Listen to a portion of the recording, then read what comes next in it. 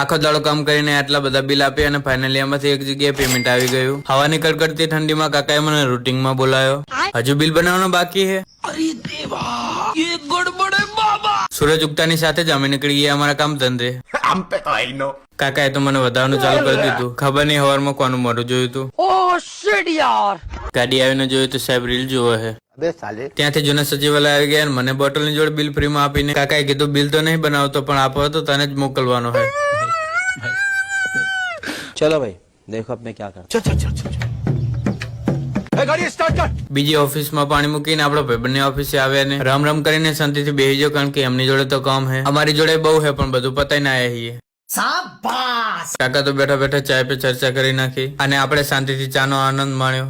ચા પીને બહુ જોશ આવી ગયો લાગે છે અને હું પાણી આપીને આવું એટલે કેટલા બિલ આપ્યા એ ગણતા જ હોય. આટલા બધા બિલ આપ્યા અને ફાઇનલી આમાંથી એક જગ્યાએ પેમેન્ટ આવી ગયું.